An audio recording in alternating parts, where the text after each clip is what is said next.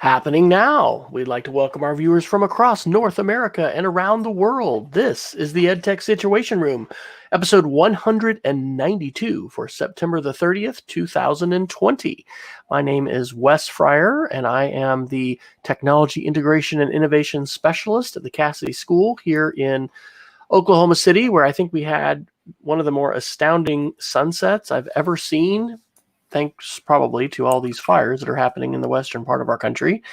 And then this amazing full moon rising. But thankfully, we're not here to discuss celestial events. I am joined by the expert in EdTech from the land of Montana and beautiful mountains. It's Dr. Jason Neiffer. How are you, Jason, tonight?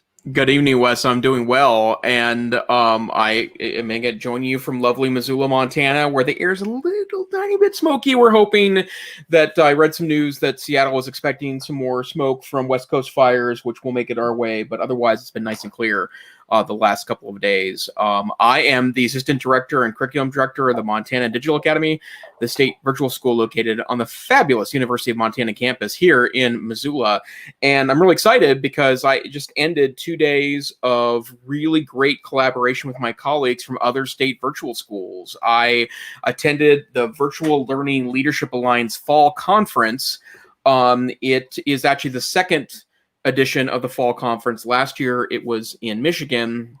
This year we're supposed to move to Boise, Idaho, but unfortunately larger global events got in the way, so we did a virtual conference. And I have to say, on the odd chance that members of the Alliance listened to the podcast, it was an extremely well done event. And I felt like it was a really wonderful, organized, based in both Schoology and Zoom event that we were able to share interesting bits of information with our colleagues from around the Alliance. And so I'm feeling professionally refreshed a little bit, and knowing that my colleagues are facing some of the same interesting quandaries and challenges in their state virtual schools. But Wes, it's my understanding this podcast isn't about the event I went to the last 2 days.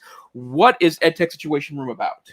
Well, there's the official what it's about, and then what we, also talk about. It's the bonus topics. But the official meat of this very hearty podcast is talking about the past week's technology news through an educational lens. So you can head over to edtechsr.com/links, where you'll find our Google Doc, where we have a large number of links from articles that have generally been in the past week. There may be a few older ones there. And we will discuss as many of those as we can, trying to remain intelligible and not speaking too fast, as former debaters are prone to do. So what are our topics tonight, Jason, that we can choose from?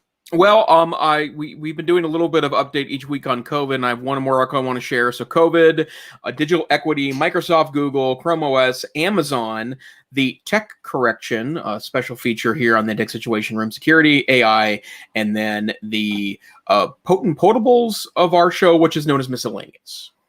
Excellent. Well, you want to start off with that COVID article? I think we ended up talking about COVID perhaps last time, and we're coming up with show titles. So, Jason, I should definitely, if you want to, you're struck by the lightning bolt of enlightenment and know what the show title should be. Last week, I titled it COVID-19 and Our New Educational Normal, because I think we may have talked about that for about half the show. But We are in the midst of a global pandemic, and it is kind of a big deal. So can I ask you one quick question about the conference, though, before we dive in? Yeah, please do. How do you compare the interaction that you all did on the platforms for this virtual conference to the Mountain Moot? Because I was there for the Mountain Moot and experienced that. It's an excellent question. It was similar in that most of the folks that attended knew each other already, and so there was already quite a bit of community built. And so the Virtual Learning Leadership Alliance, which used to be known as the State Virtual School Leadership, it's had a couple of different names, but it's a 10-year-old organization. And so my boss, Bob Curry, the executive director of MTDA, was part of the founding group that discussed between state virtual schools having an organization that can work on advocacy and issues that impact all state virtual schools. And so, I've been from day one in my role as the curriculum director of Montana State Virtual School, have been a member of a committee. I chaired the Curriculum Directors Committee for several years. They meet monthly. And I have to say that that's a big part of this. I knew a lot of the folks involved. I got to meet a lot of new people, but the people involved in the conference largely knew each other. And I think it's probably 120, 130, maybe 150 in attendance between the 15 state virtual schools. But I do think that makes a difference. And I am going to have an opportunity next week. I'm going to attend at least a couple of days of the U.S. Moodle Moot, which is the U.S. conference for Moodle users. MTDA is a longtime Moodle user, and I myself have been using Moodle in some way, shape, or form since 2004. I will be interested. I know some of the folks in that community, and in fact, some of the same people that were at Mountain Moot, the smaller Moot in July, like Ryan Hazen, the instructional technologist at Carroll College. He will be there and presenting. But it will be a different group because I don't know all the Moodle peoples, nationwide, worldwide Moodle people. So I think that will be an interesting means of comparison for me. That tool we used in the Mountain Moot, which was at the tables where you could get it, and there were maybe you could have 5 or 6 people. Yeah. Did you guys use that as well? Again? We did not. No, and in fact, I had forgotten about that. That was a really interesting tool. That was a neat tool, and that's what I've been thinking about ed camps and possible virtual ed camps and things. So.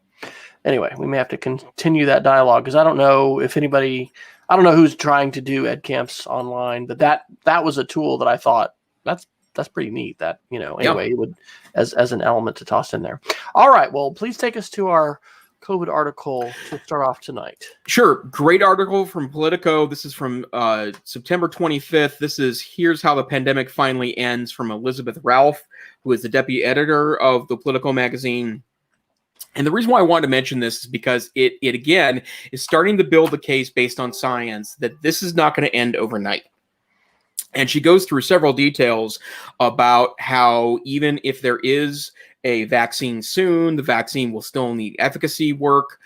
Once we start to distribute it, there will need to be time afterwards to make sure that there isn't an issue with a larger administration of it. It's likely to have multiple shots required. So 2 is the number I've seen in a number of articles. And even then, the risk to people is not going to go down. And in fact, we will not reach the much talked about herd immunity, probably maybe ever, but at least to a point to where it's effective in the United States for a matter of not months, but years.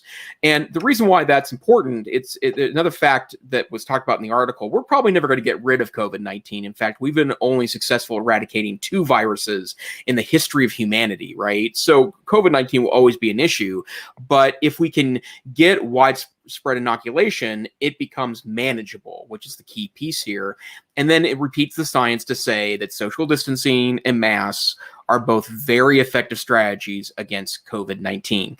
And I mention this not because I want to dwell on it. It's just that I think there's a lot, because of the stressfulness of the situation, because of the shocking amount that's being asked of teachers, paraprofessionals, counselors, administrators, maintenance folks, bus drivers, everyone's involved here in some way, shape, or form.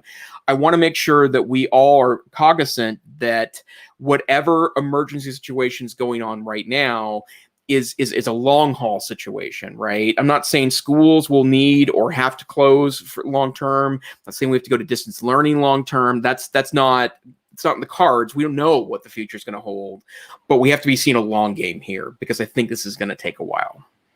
And that article jives with something that an infectious disease expert that someone in our family, visited with recently, who was saying, from their vantage point, 2022. It's not going to be a 2021. It's all gone kind of thing. And when we think about schools and how that's going to be impacting us, very likely we're going to be doing more learning at home. And, we've talked about this repeatedly as far as how things may never be the same in many aspects of work and learning. And so I think it is reasonable to expect parental expectations to change, as well as, the expectations that communities have for schools. So it's gonna be here a while. So it's a great time to have digital skills, folks. But that also means for the marathon, this has been an ongoing existing challenge pre-COVID.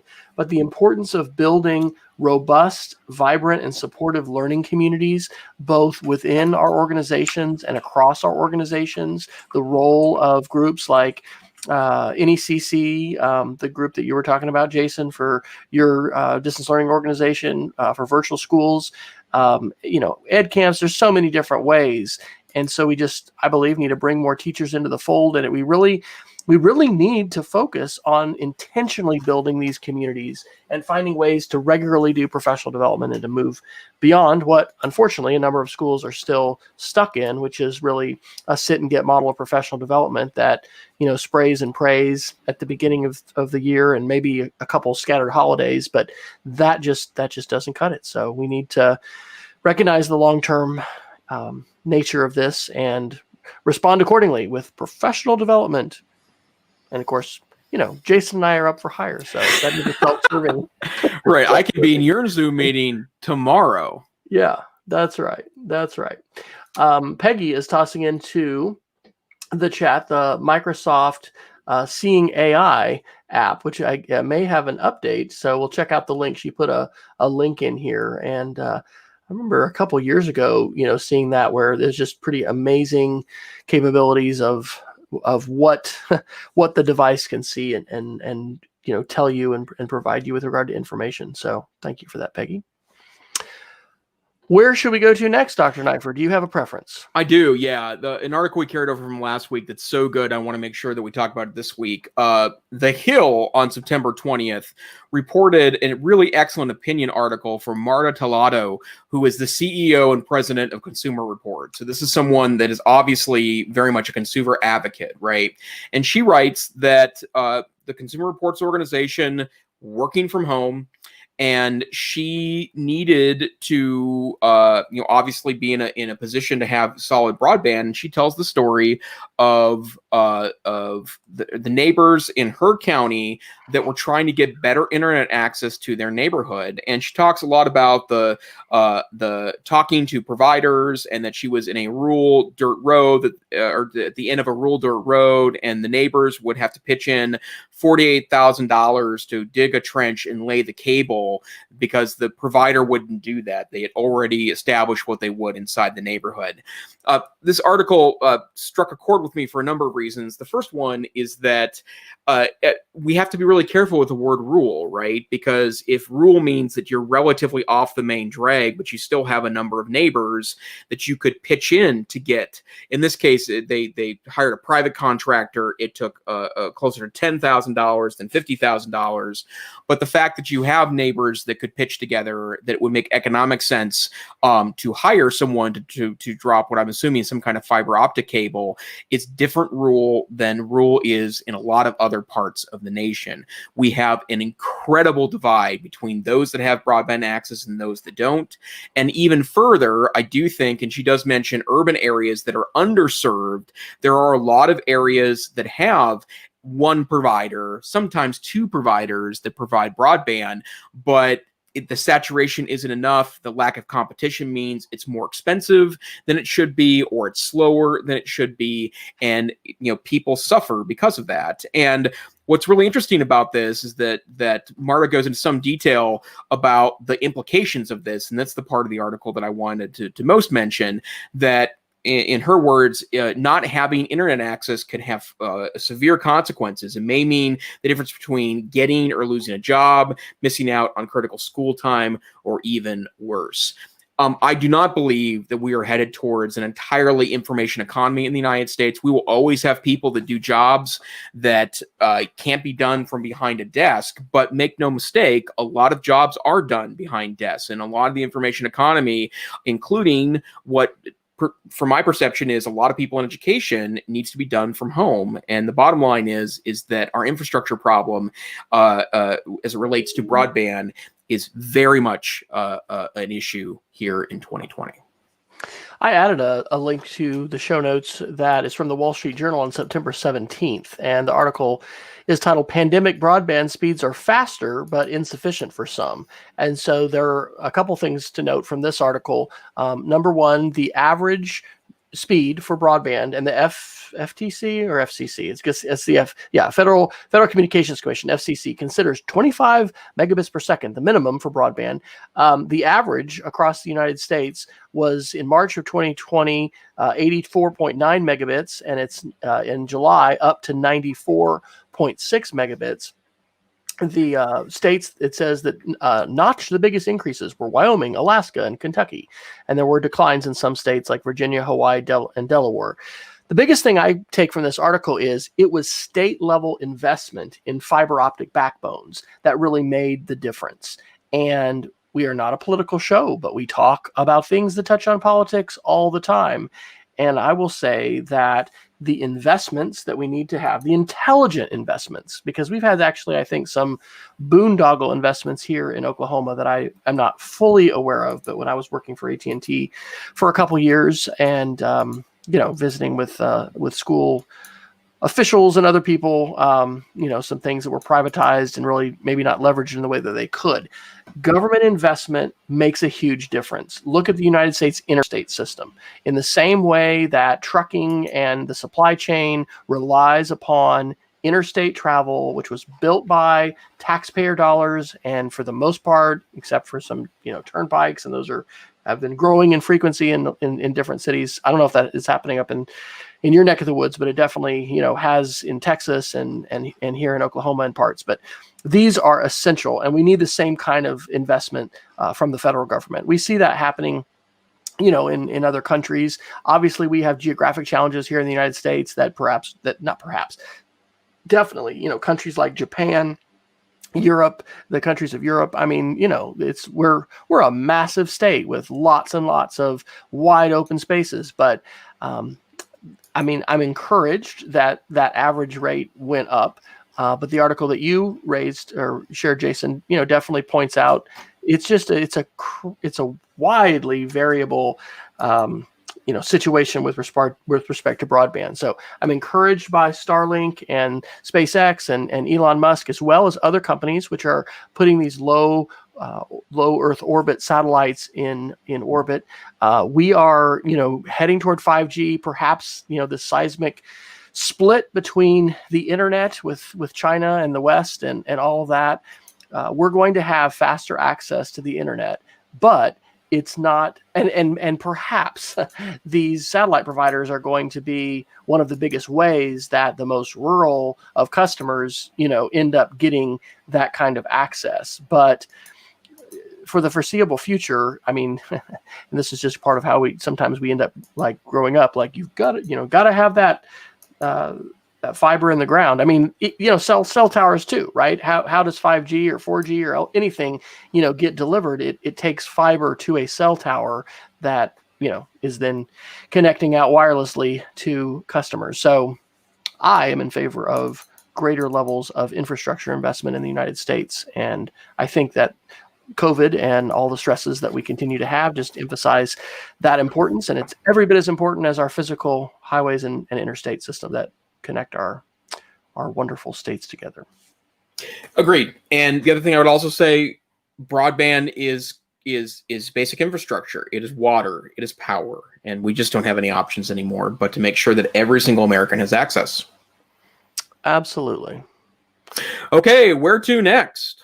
All right. Well, I'd like to go down to the miscellaneous column if I could. I'm not sure where else to put this. And this is a pretty troubling article that talks about, again, issues raised by the pandemic, but issues about surveillance. And so this is from Vice on September 24th. And the headline is, "Students are rebelling against eye-tracking exam surveillance tools." I am more aware of this for a couple reasons. We have one of our three children, now a college graduate, but we have a daughter who's an 11th grader in high school, and then we have another one who is a sophomore in college. And the sophomore has been using all kinds of, exam tools that are watching her when she is taking her exam. And as we've talked about on the show, and you may have heard about from artificial intelligence, studies, these technologies that are watching us and using facial recognition and and that a lot facial recognition, but other kinds of biometrics, they do not treat all folks equally, depending on the color of your skin, depending upon other things with your complexion, depending upon different factors. The systems rely upon data sets that they are fed and they learn from. But there's some, just crazily troubling stories, in this article. There's a story of a student who says that he had tried, I think, 70 something times to be able to use facial recognition to log in and just kept on being rejected, and it was too dark. But the thing that's even perhaps more troubling is some students have spoken out about this, and they have faced direct oh gosh, I'm going to have the senior moment because I'm 50 now. Consequences isn't the right word. Companies, Proctorio is one of them, that has directly banned the IP addresses of students who have spoken out, demanded that students take down their complaints on social media, and very aggressively attempted to silence students who have every right in our country to speak out and to be able to say whether they think something is unjust or not fair. And these companies are taking direct punitive action against students who are speaking out freely. Freaking ridiculous.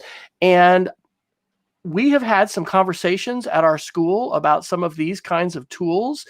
There's a statistic in that article that talks about, anyway, somebody who's estimating like 70% of all kids are going to cheat or something. Who knows where the heck that number comes from? There's no kind of citation. And also on the topic of citations, at the bottom of the article, it notes that there are very few peer-reviewed articles, looking at these kinds of things. And it's just a big issue. So Jason, let me ask you, from the Montana Digital Academy's perspective, have you all used some of these technologies, and do you have both professional, at work perspectives on this, or personal views in terms of these tools that are surveilling students? Because, and I'll do one more thing, and I think I just tweeted this quote. These kinds of tools are looking for abnormalities. So, quote, if a student looks away from the screen more than their peers taking the same exam, they are flagged for an abnormality. If they look away less often, they are flagged away for an abnormality. The same goes for how many keystrokes a student makes while answering a question, how many times they click, a variety of other metrics. Variation outside the standard deviation raises a flag. Well, I guess full disclosure, we use Proctorio at MTDA. So, and it's for one very narrow part of our program. It's a final exam in a credit recovery course that is mastery learning based. And so the fact that the exam is offered multiple times means that we have to have some kind of proctoring environment to do that. It's interesting because I hadn't heard the stuff about the banning IP addresses based on student criticism. That's really interesting and something that's new to me. The thing I would say is that part of the problem I think that COVID highlights, right? Suddenly, when we have vast parts of our education that can't be in the same physical space, it's about how much of our academic legitimacy is based on traditional exams in the environment. And I want to be really clear. I don't think that objective exams are completely devoid of value, but I think that there needs to be a better attempt at finding ways to measure student knowledge that go beyond objective exams. Now, that said, I do think there is an issue in that there are plenty of, I think, legitimate uses of those types of exams. They just become more impossible inside of, distance learning environments. And I don't exactly know what that means. I'll tell you, it is one of the challenging things about, I think, about putting together learning environments that really are measuring students is that it takes longer and it's more labor intensive to do so. And that's part of the problem, I think, with some of the discussions about evolving assessment to beyond more objective things. The reason why objective tests are popular inside of classrooms is because they're easy to grade and they're quick, right? That you can write objective questions that measure actually relatively high level thinking. It's not impossible to do so. In fact, there's plenty of, 100 years of research behind writing good multiple choice questions that do measure higher order level thinking. I'm not saying the vast majority of questions in the typical exam are doing that. The bottom line is that this is a conversation we need to have more broadly. That said, I feel good about the fact that we are not relying on a logarithm to make those judgments. And in fact, we staff review those videos as opposed to leaving it to a computer to do that. It's our internal staff that does that. There's been no anomalies we've spotted that were concerning. And in fact, students reported back to us that it was less than they perceived based on the hype that they've heard earlier this year about those pieces. But these are tools that are being used. And I think that it sparks a larger discussion about learning, sparks a larger discussion about assessment. And I think my reflection on it is that we need to have chances to discuss the ethics of these things and the various dimensions of these things, because, this year very much feels like a survival year in many respects in terms of teaching and the demands that are on teachers, the expectations on parents, on students, on everyone.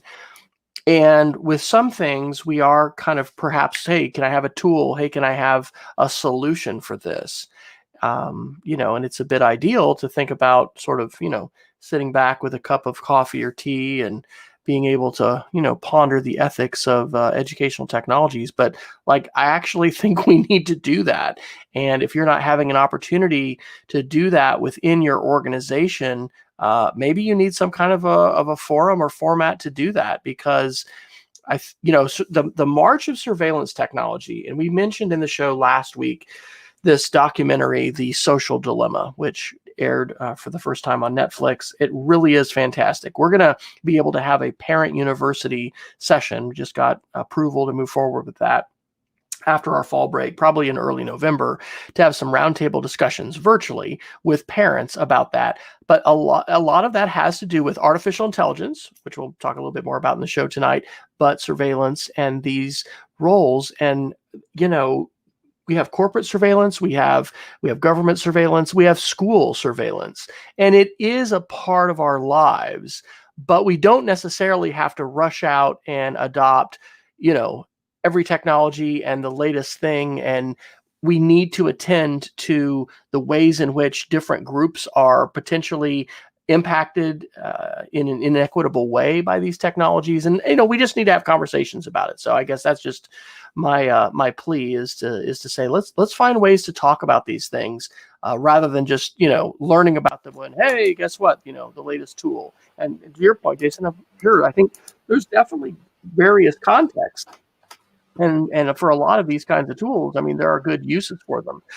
But surveillance tools and really just, I would say, IT tools in general have a tremendous capacity for over-control and for abuse. And we see that happening in the way that, for instance, China with the Great Firewall and the kinds of censorship and the things that they're doing. We've even seen it with school districts. I've been in plenty of school districts, and there's been a few years, and I throw water under the bridge, since some of this, but where, all third-party email was blocked. And it was like, why are you doing this? And, so these tools that those who are in control have are giving vast power, to those individuals. So it's important for us to have conversations about that. Right. I want to add one last note to this too. Part of it is and I'm not trying to defend the surveillance nature of this, but things happen awfully quickly, and a lot of learning environments are not able to adapt because of staffing or availability of other resources to move that quickly.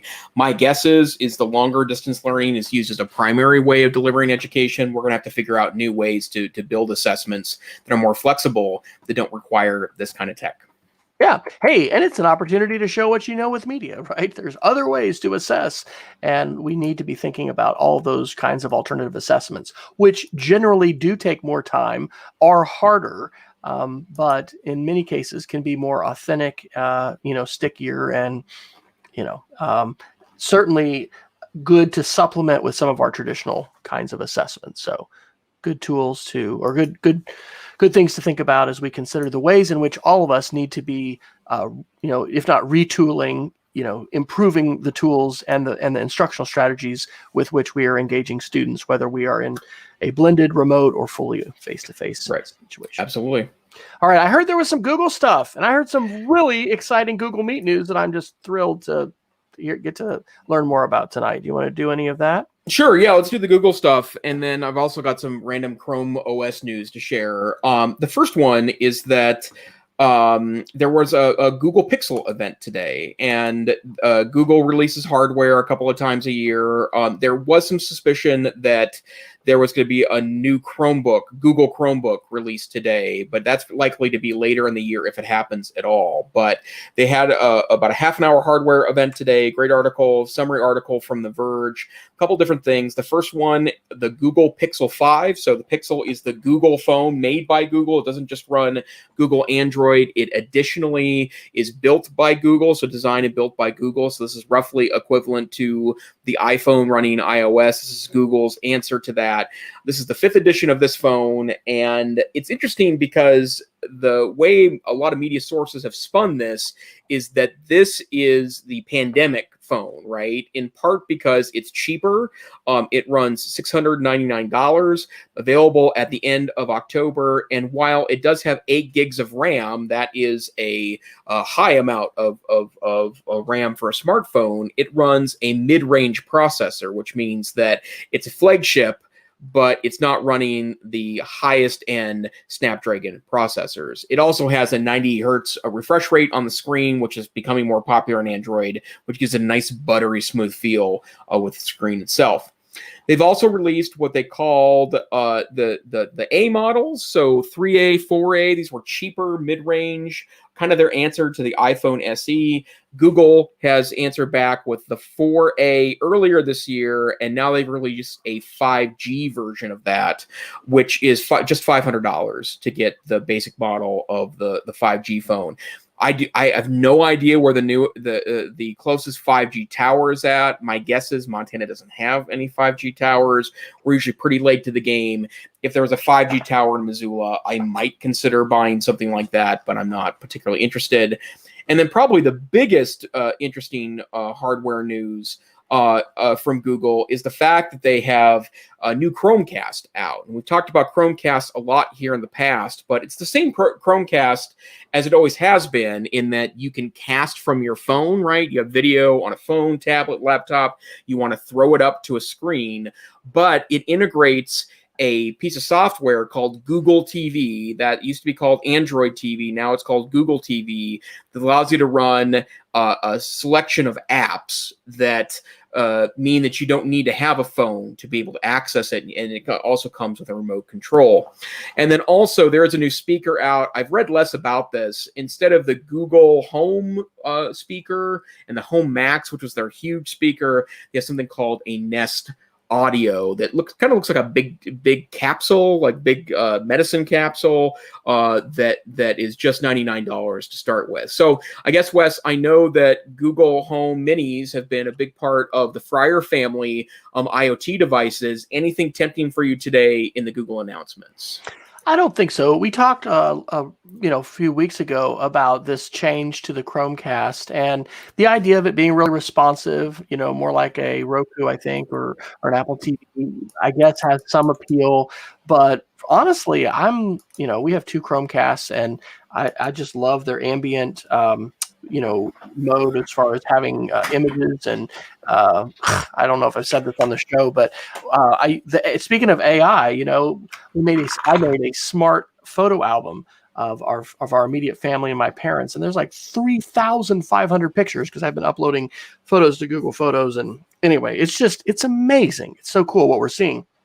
And it's really not that big of a deal when I want to watch something on Netflix or YouTube to just, have my phone out and flip it up there. So I don't think there's enough to convince me to make the jump. And we're very happy with our iOS ecosystem in terms of phones and those sorts of things. But this is going to be in terms of the phones, it is kind of like the peak Moore's law or whatever. I mean, how much faster do we need to get? I mean, it's great to see, I think, the cost of not only Android phones, but in the case of the SE line with Apple, some less expensive devices that are coming out. But this will not be probably making me go to the store or, ordering something online. I am pretty excited about, some of the other announcements, but not really the hardware stuff.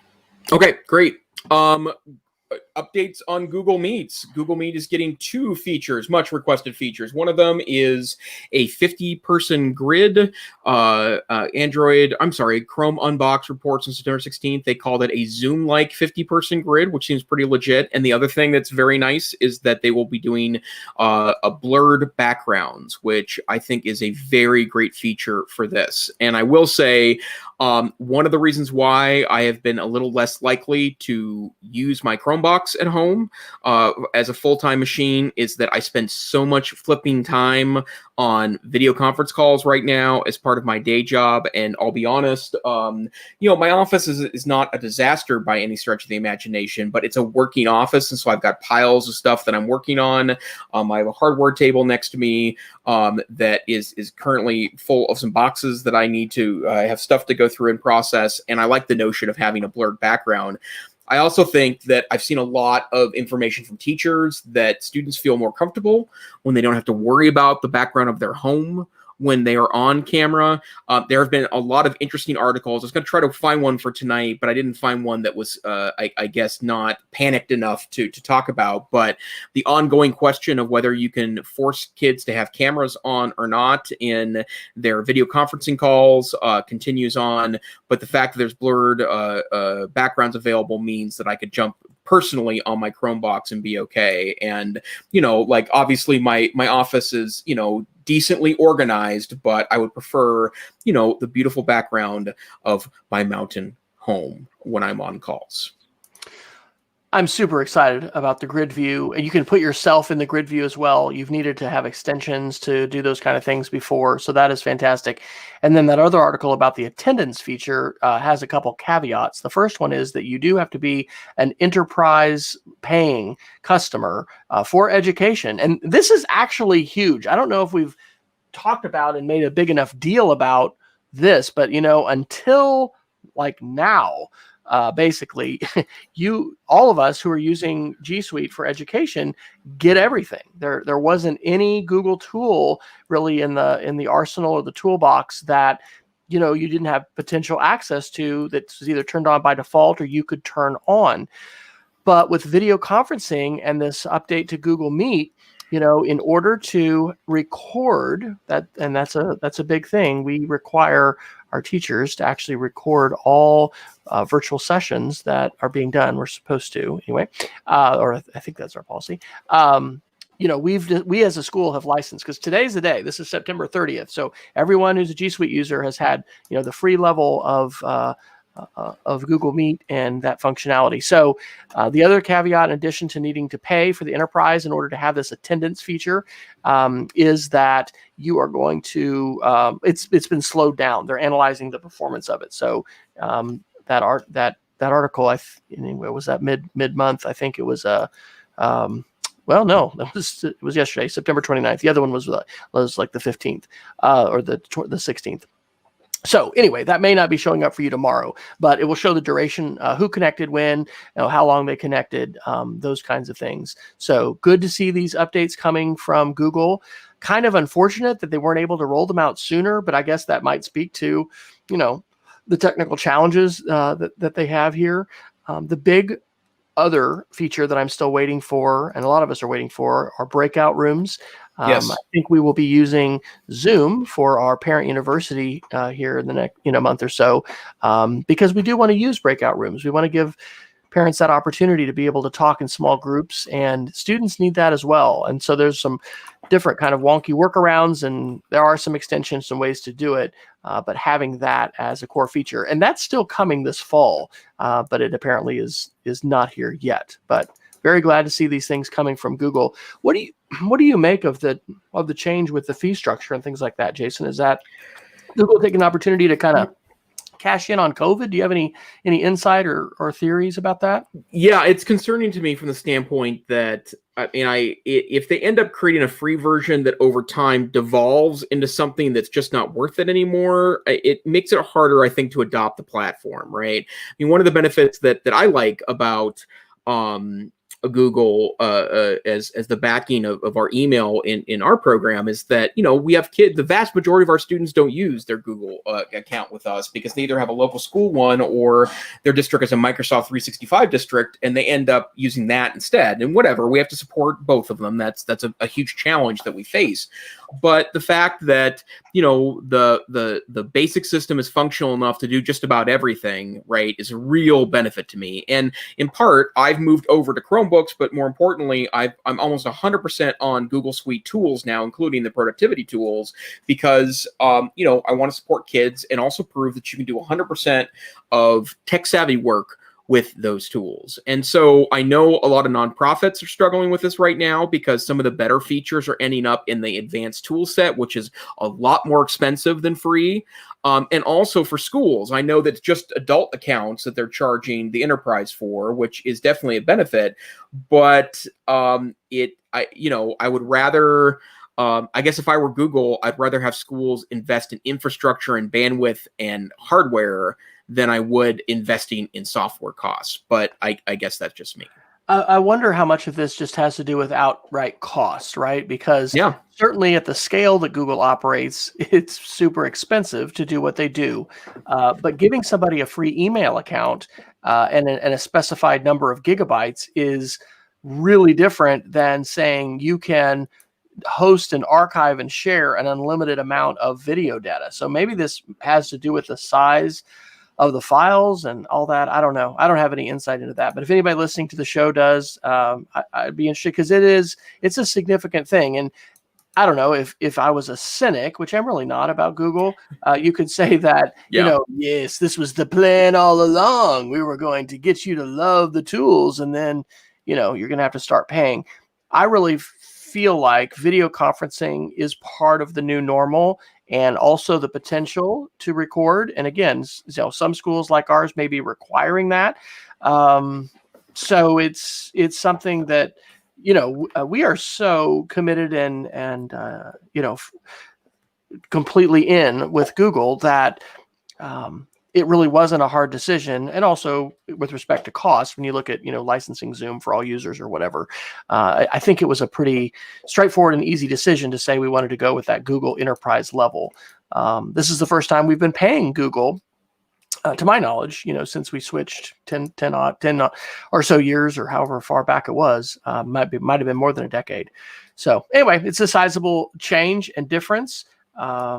But, good to see Google continuing to roll out these features. And one of the professional development, maybe I should put that in there. They had a great, education in the cloud conference, and I have not yet caught. I've got the archive link to those, but Google's continuing to do great things for education, and the scale at which they have to operate probably would just blow all of our minds, to imagine what they have to do with their data centers and the amount of servers and all of the folks that, and because they're not advertising to students, right? Google Apps for Education does not, track students. It does not advertise to them.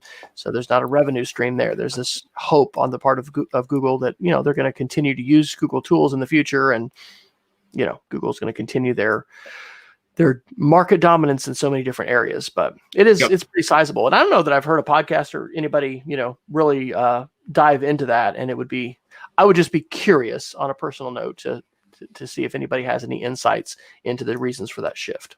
Sure. And two other related notes to that. You mentioned the ubiquity of video conferencing, how critical that is. Just remember that 15 years ago, video conferencing was so absolutely valuable that people were spending $25,000, $30,000, $40,000 to bring equipment into their buildings to be able to do that. And now that's something you can pull off easily on a low-end desktop computer. And then if you really want to become a Google cynic, I suppose you could say that advertising revenue is probably down for Google, that's become, trading on your personal data has become less valuable, I think, in the last 5 years than it did before that. And I will say I value Google services enough that I probably would pay for them in a number of different contexts. And, remember, if, I do believe Google when they say they've got significant protections in place, right, for student data and also tracking students. But at the same time, it is a data tracking business, as it turns out. I think my wife upstairs must have just told our Google Home to turn off all the lights, because that's why my light actually just went off. I'm like, why did that just go off? And just to reflect a little on what you said about the cost, when I was the director of distance learning at Texas Tech University in the College of Education from 2001 to 2005, or 2006, I guess.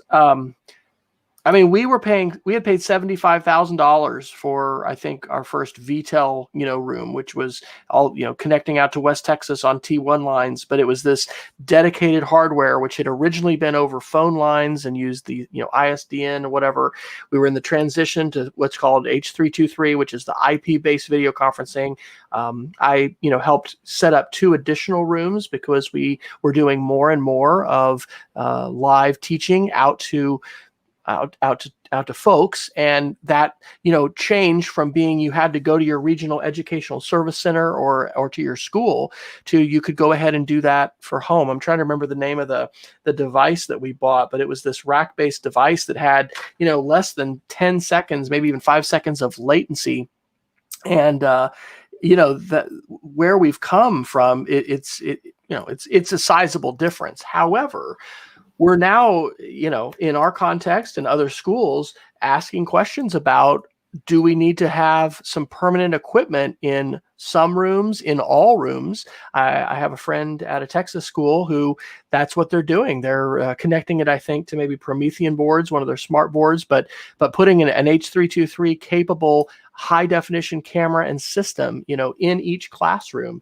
So they'll be able to have a high level of quality, fidelity, and also audio quality, to be able to deliver the instruction from these different rooms and things like that. So it's pretty fascinating. And we are continuing, I think, to make that transition from the emergency remote learning season of March through May or June, depending on how long you went to school, to this new normal. And, there's a lot of aspects to that. It's not just the licensing of the software. It's also the hardware that you're using. And if more teachers, have to go remote, one of my number one pieces of advice, Jason, was your Geek of the Week last week, which was 2 screens, right? What a huge, difference that makes. But, the video processor you use, the tools that you have, the hardware you have, that all makes a difference as well. And then we come back to professional development.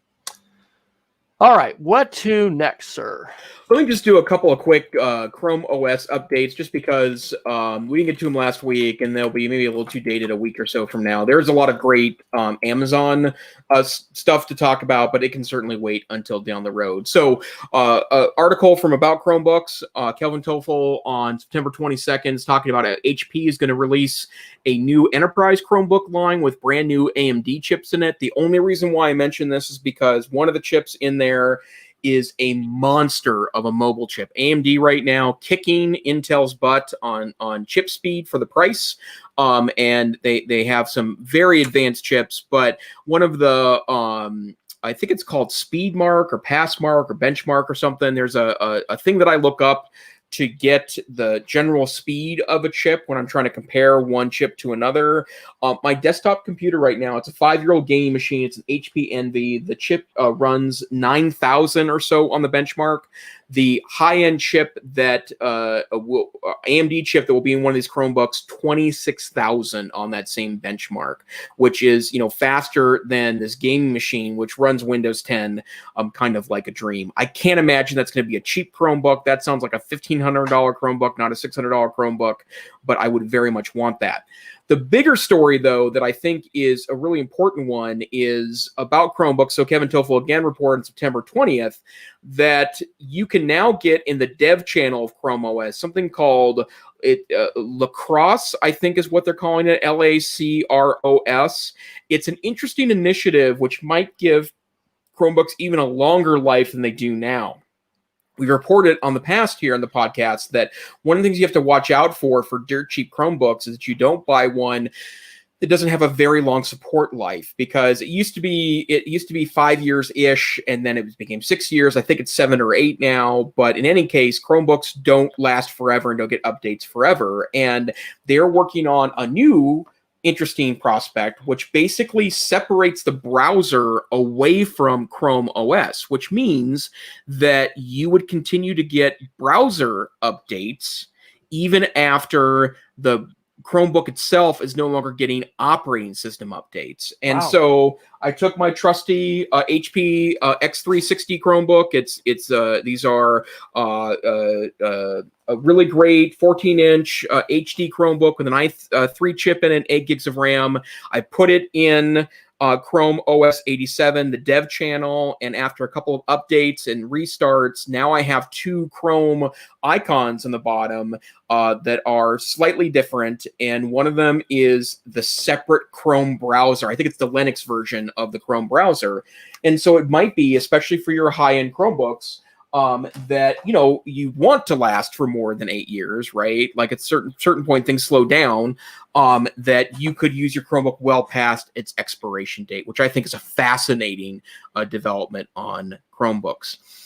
And then the other thing in that article was exciting, if I can add to that, was please. the nearby share. And that is the AirDrop equivalent that Google has tried, I think, in a couple different iterations. So if that works well, I think that is a really big deal, utilizing AirDrop to be able to share media, photos, video readily between devices. It's a big thing. So I'm excited to see that. And have you played with that at all, Jason, yet?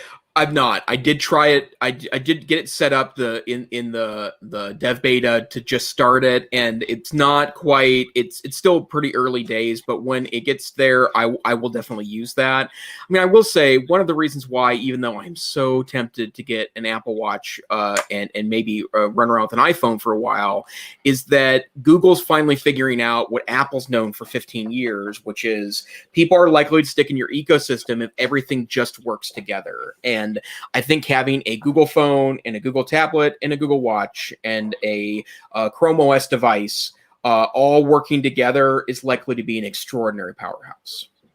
Yep. Okay. Sorry to interrupt you there for no, the quite all right. article there. And that's good on the Chrome OS update. So we have just a couple minutes left. Start a minute or two late. What should we do before we end up this week? Let me throw in a couple AI articles. Artificial intelligence and understanding artificial intelligence and thinking about how that is impacting and will continue to impact our lives. One of the most important topics that we could possibly be talking about today. It is just a seismic change. I'm convinced.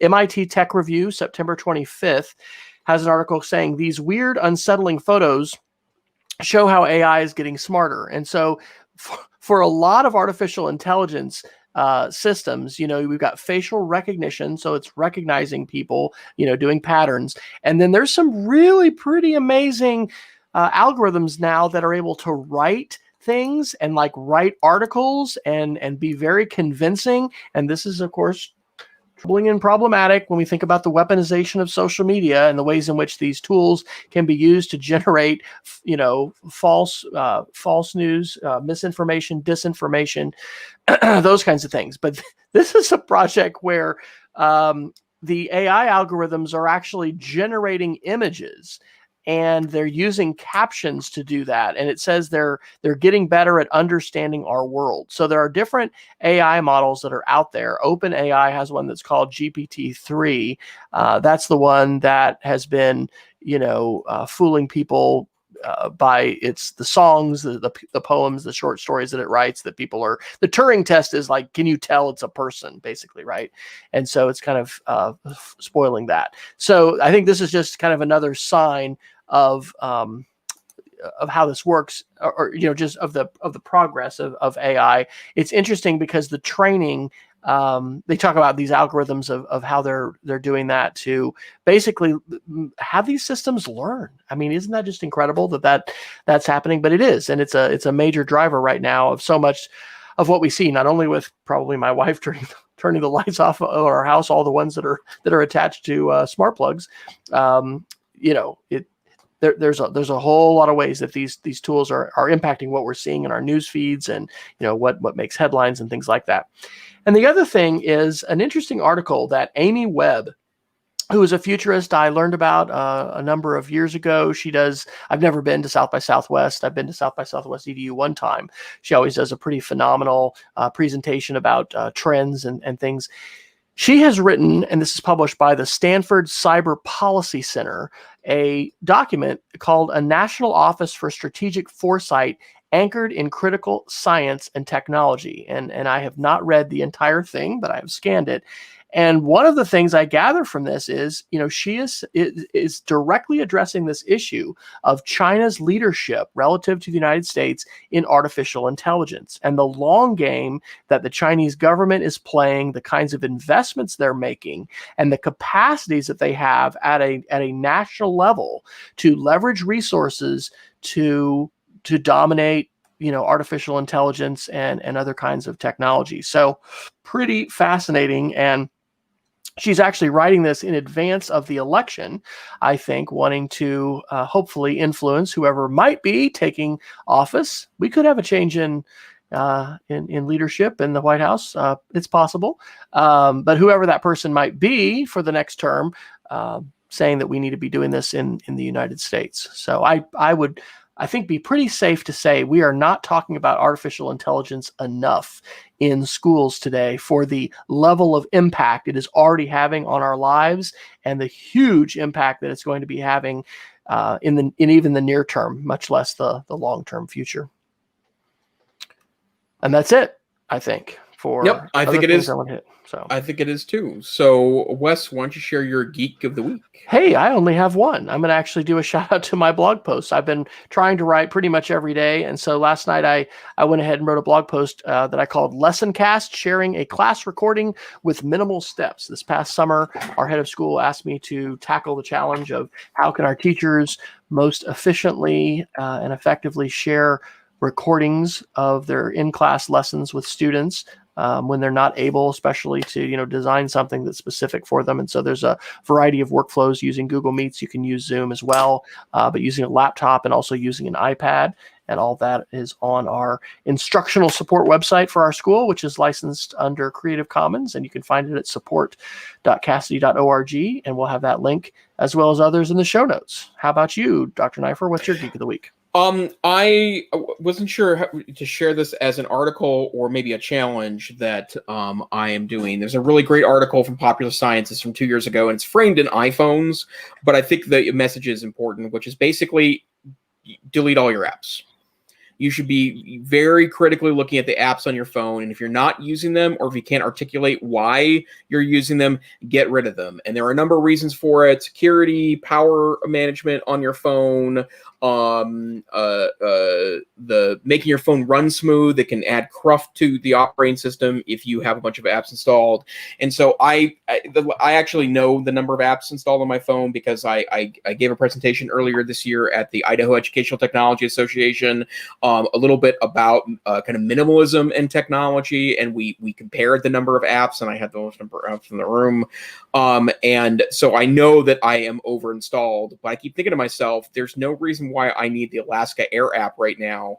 Not because I don't love Alaska Air, my favorite airline, but I'm not going to be traveling by air for the next year and a half, 2 years. So I've been going through in the last 2 weeks and deleting 5 apps a day that are ones that I have not used, or if I don't know what it is, I automatically get rid of it. And I think it's an interesting exercise because, obviously if I need to reinstall the app, I will, but in all cases, I've not uninstalled a single app yet that I've missed. And the web is much more robust, so it's not. It is. Yep. Quite as important. And the whole thing with permission granting is pretty important. And I was talking to my kids about that this week. We have installed some different extensions. This week we've installed in my 5th grade Spanish class the Google Dictionary app, which is pretty amazing because on a number of sites where, you can click a word, it's not like in an image. Hey, it will immediately translate that word for you right into English. But we're talking about how many folks have given this a rating, how many users, and how important it is to be very careful. And once you have given that permission away, that's the interesting thing. It's not like you're generally, I don't think, with these saying, oh, I'll give you permission for 60 days or something like that. I mean, with logins and stuff like that, that's part of the reason why Google with 2-factor and stuff like that is going to come ask you, after 30 days or whatever, sometimes to re-authenticate. But with apps, it's not quite the same. So I think that is a good challenge to consider. And I will say, on a personal app note, my sister shared an app. I don't often buy apps, but I had a little, encounter with kidney stones here a couple weeks ago. That was a lot of fun. So my latest app is called Waterminder, and it is to try to get you to hydrate during the day and regularly log the water you have drank and give you that feedback to let you know exactly how much more you need. And I am not nearly drinking enough according to the app, but I am doing a little bit better in the last 2 days. So delete the apps you don't need and be open to new apps that might change your life, especially those that could make you more healthy and live longer. That's always a good thing. Absolutely. And by the way, how much water are they recommending on that app? It's like 103 ounces. Oh, wow. So that's hardcore. Yeah. That's a lot. But I aspirationally said I was a little bit more physically active than I am. So if I go ahead and go down to sedentary, I think my recommended will go down. So yeah, I am not. It turns you blue based on how much you've drank, and I'm only blue from feet to knees today. So 30% of my recommended quota, which is pretty subjective. So I should probably ask a doctor to help do that. Trusting the app and its recommendations for drinking water is probably not a life-threatening, medical decision. But that's a whole other layer of that in terms of what you're going to believe and whether you're going to be, basing some of your health decisions on, what an app developer has decided to put into their algorithm. Well, Jason, where can folks find you when you're not here sharing your good wisdom with the EdTech Situation Room community? Best place to find me is Twitter, Tech Savvy Teach. And you, sir? I am blogging almost every day at speedofcreativity.org, and I'm on Twitter at W Fryer.